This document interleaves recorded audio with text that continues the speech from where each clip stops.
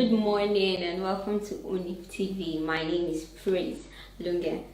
Starting off, we know yesterday was Democracy Day, swearing-ins happened, and we had governors give their speech promising to work on security, alleviate poverty, invest more in agriculture.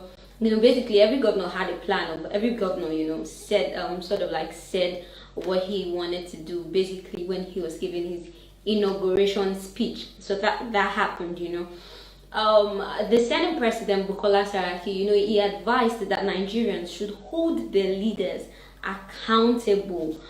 It's been said that the problem of bad leadership is actually bad followership.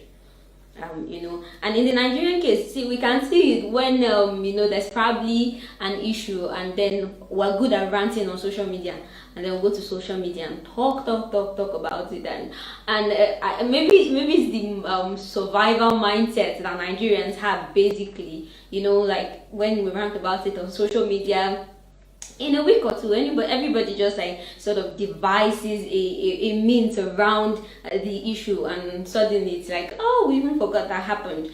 So the Senate President is advising basically that we hold these people accountable. We actually voted for them, stood in the sun for how many hours? For those of us that were not in the islands that had this very nice canopies and stuff in their voting centers. So basically, we put these people there, and we should actually hold them responsible. You guys make these promises. I'm happy there are promises. Their campaign promises are the reasons why we voted for them in the first place. So we have to really insist that they deliver in what was promised. It's our right, really, and it's our right to complain when something is not going the way we expect it to go as Nigerians. So we really have to work on our mindset. We should ask questions when we ought to, and we should actually hold these people accountable. For example, remember the Kolade Johnson SARS killing. That time, we started the End SARS campaign on social media, really, and we had a few celebrities like Bonabo, take to Instagram, and they say that it's not going to be part of this Instagram, rant campaign against SARS, like End SARS and all of that, and he wanted action. And when you guys are ready to march to the streets, you can call him. He said that basically because he was tired of hearing people just go on and on social media. We come, we talk, and then a few minutes later, a few days, a few weeks or months later, the issue kind of dies down, and we just turn to another direction, and we're thinking something else totally at that time. So we really should hold our leaders accountable. We should hold them to their word, the responsibility. You guys were supposed to do this. That's what you promised, and that's why I voted for you. So you totally have to do what you promised. That's what we should do as Nigerians. So I'm totally for what the Senate President Bukola Saraki said there. Make sure you hold your leaders accountable. Ask questions if need be. The president even has his own official Twitter. The vice president, everybody has their Instagrams, and if social media is the way that we can actually get to them, tag them in posts and ask questions. They probably won't answer some of them, but any platform you have, questions that you have should be asked at that point. And let's just do our part and in making Nigeria move forward, and say when you have to say that I did what I had to do. Okay, moving on.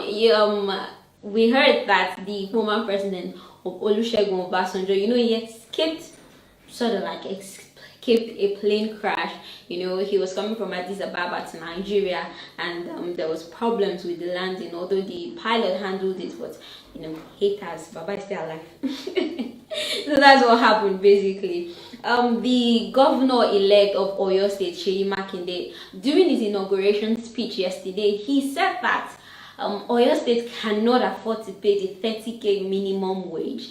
But however, he scrapped tuition for secondary school pupils, the 3,000 naira tuition that they have to pay. He actually scrapped that, but he told the people that right now I can't afford to pay the 30k minimum wage. He also said that he realized that the problem battling Oyo State so far is poverty, and he's going to invest in agriculture too. see how he can cope that.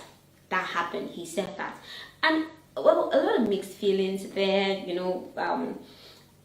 the presidency said they were going to insist and make sure that all states pay the minimum wage, and Labour Congress said they are going to make sure every state pays the minimum wage. And now it's just when you have like a governor coming out to say, listen, I can't afford this, it's actually quite honest, and it's better than promising that I'm going to pay the minimum wage, and then we wait months and months and months, and it starts being, Sheyi Makinde is not paying salary. And I mean, people of Oyo State have actually suffered that non-payment of salary for a while. So well, it's dignifying that he was honest with them from the start that he's not going to be able to afford the minimum wage, but he's going to work on reducing the poverty level in the state. I think that's quite honest. But well, let's see what's going to happen. Let's see what the Labour is going to do about him not paying minimum wage, and let's see what the federal government is going to do, because they're insisting quite alright that every state has to pay the minimum wage.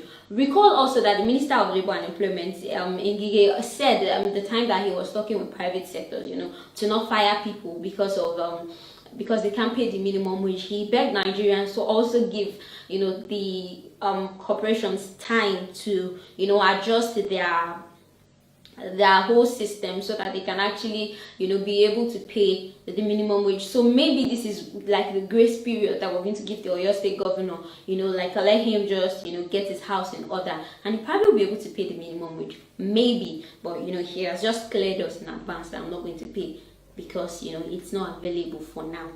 Okay, moving on. Also, during the inauguration yesterday, the Emir of Kano, that Sanusi, he was evidently absent, at Ganduje's inauguration.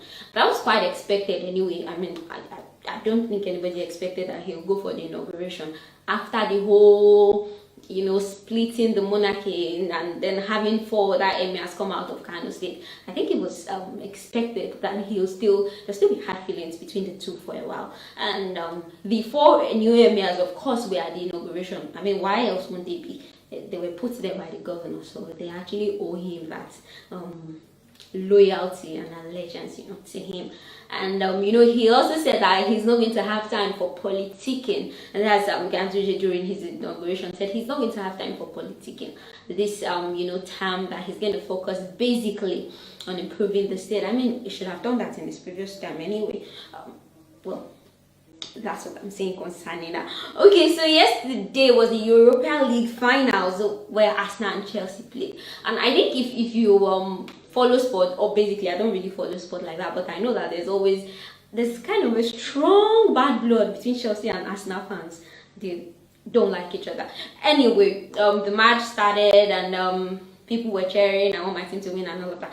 Initially, Chelsea had 3 goals and 4 goals, and then Arsenal had 1 with our very own Alex Iwobi, scoring for Arsenal. That's Coach's cousin and nephew.